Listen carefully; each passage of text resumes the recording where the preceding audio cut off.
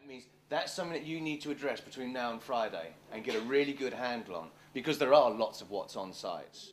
My name is Marsh, and I help organisations come up with new and innovative products and services. A music shop around, he probably can find it. It's been very interesting.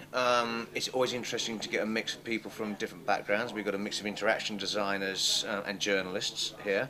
They come from very different organisations with different cultures, and what we need to do is see whether we can come up with a new way of working that ends up making better services and products for people out there. This is cool, this is cool. It's someone who's based in that city, who knows what's going on, who's at the hub. I believe that there are folk who really understand audience, and I think there's folk who really understand process. And I think what we need to do is create a world where those two things come together. We're beyond that, the old ways where we had basically a big antenna controlling our audience and the time that people could have it. So we need to understand our audience in different ways now that they're free and liberated.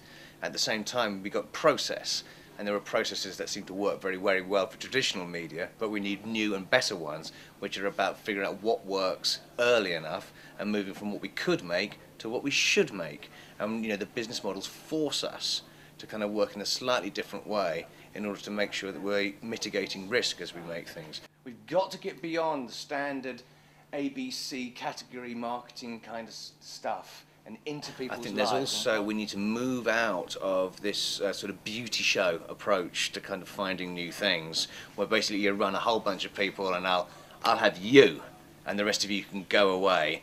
And I think the other thing is that we need to accept that we don't necessarily know what things need to be, so we need to work in a way that celebrates uncertainty.